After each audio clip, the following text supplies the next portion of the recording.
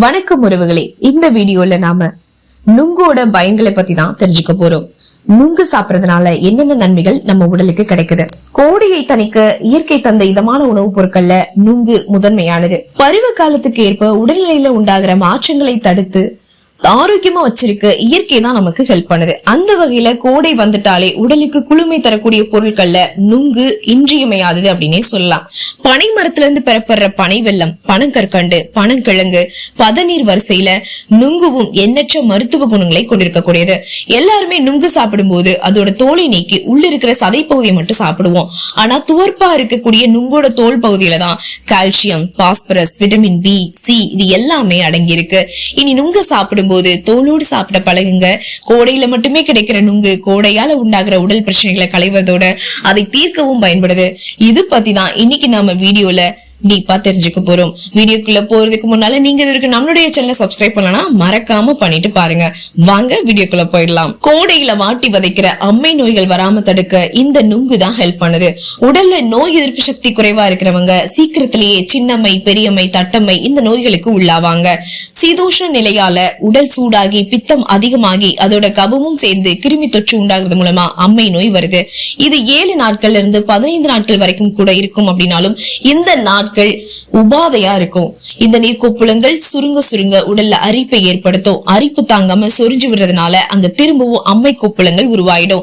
அம்மை கண்டவங்க தினமும் நுங்கை சாப்பிட்டு வர்றது மூலமா உடல் குளிர்ச்சி அடையும். கொப்புளங்கள் மேல நுங்கு நீரை தடவி வர்றது மூலமா கொப்புளங்கள் குளிர்ச்சி அடைந்து அரிப்பை உண்டாக்காம இருக்கும்.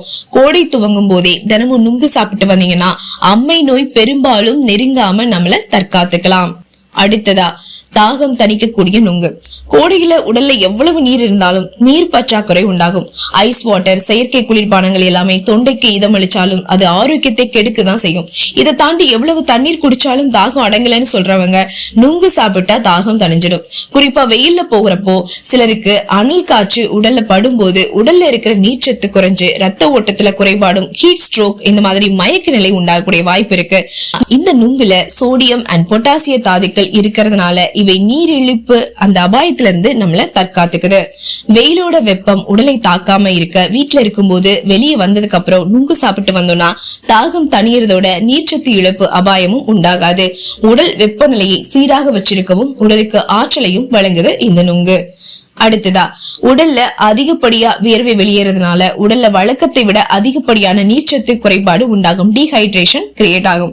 அதை தவிர்க்கதான் பழங்கள், நீர்ச்சத்து மிக்க காய்கறிகளை எடுத்துக்கணும் அப்படின்னு வலியுறுத்துறாங்க மருத்துவர்கள். ஆனா கொஞ்சம் காரமான உணவு வகைகளாலும் வயிற்று பிரச்சனை, செரிமான கோளாறு, நீர்ச்சத்து குறைபாடாலும் மலச்சிக்கல் பிரச்சனையை நாம சந்திக்கலாம். காலையில வெறும் வயிற்றுல வெதுவெதுப்பான நீரை குடிச்சதுக்கு அப்புறம் 2 அல்லது 3 நுங்குகளை சாப்பிட்டு வந்தீங்கன்னா மலச்சிக்கல் காணாமலே போயிடும்.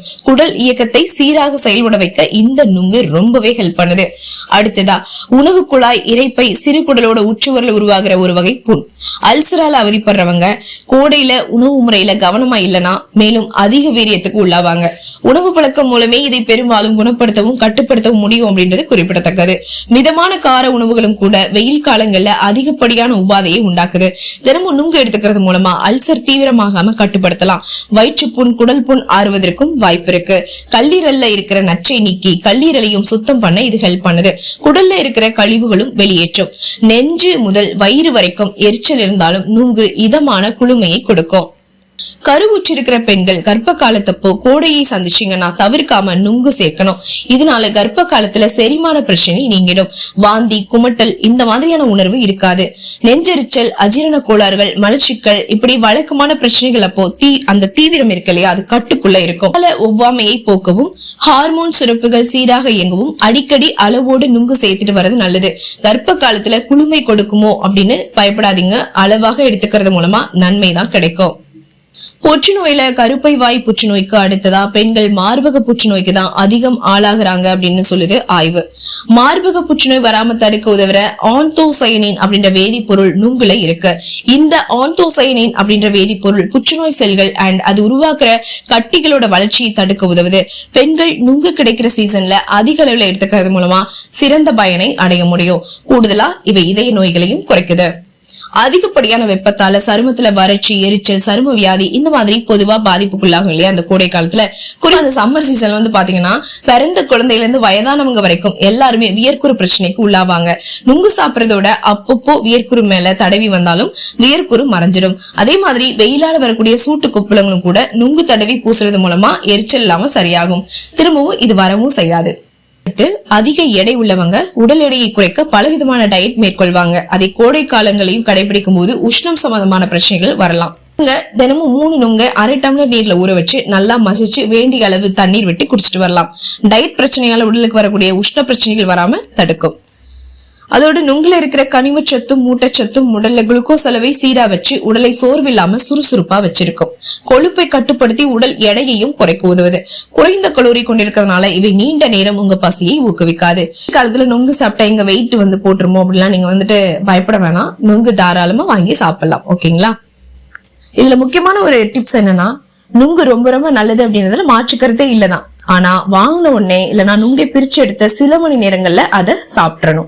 அதை குளிர்சாதன பெட்டியில வச்சு யூஸ் பண்ண கூடவே கூடாது. அளவுக்கு அதிகமா சாப்பிட்டாலும் வயிற்று வலியை அது உண்டாக்கிடும். சோ கேர்ஃபுல்லா சாப்பிடுங்க. ஓகேங்களா? அதுதான் எப்பவுமே சொல்லுவோம் இல்லையா, அளவுக்கு மிஞ்சினா அமிர்தம் கூட நஞ்சுதான் அப்படின்னு சொல்லுவாங்க இல்லையா. சோ அந்த மாதிரிதான் எதுவுமே நம்ம அளவா பயன்படுத்துறோம் அப்படின்னா எந்த ப்ராப்ளமும் இல்லைன்னு சொல்லிட்டு இந்த வீடியோவை நான் பினிஷ் பண்ணிக்கிறேன். நுங்குன்னு சொல்லும் போதே, அதுவும் இந்த சம்மர் சீசன்லாம் ஸ்டார்ட் ஆயிடுச்சு, நுங்குன்னு சொல்லும் போதே அப்படி எப்படா அந்த நுங்க நம்ம பார்க்கலாம் அப்படின்ற மாதிரி எனக்கும் ஃபீல் ஆகுது. கண்டிப்பாக வெளில போகும்போது பார்த்தேன்னா நிச்சயமா வாங்கி சாப்பிடுவேன்னு நான் சொல்லிட்டு, அண்ட் இந்த வீடியோ உங்களுக்கும் ரொம்பவே பயனுள்ள நினைச்சீங்கன்னா லைக் பண்ணுங்க, நிறைய பேருக்கு ஷேர் பண்ணுங்க. நீங்களும் வாங்கி சாப்பிட போறீங்களா, என்ன இது அப்படிங்கறத கமெண்ட் பாக்ஸ்ல மறக்காம சொல்லுங்க. அண்ட் இந்த மாதிரியான ஒவ்வொரு உணவுப் பொருளோட நன்மை, தீமை, அதோட பக்க விளைவுகள் என்ன, இதை பத்திலாம் நீங்க தெரிஞ்சுக்கணும்னா நம்மளுடைய சேனலை சப்ஸ்கிரைப் பண்ணி சப்போர்ட் பண்ணுங்க. திரும்ப உங்களை வேறொரு அருமையான உணவுப் பொருளோட சீக்கிரத்திலேயே சந்திக்கிறேன். அதுவரை நன்றி, வணக்கம்.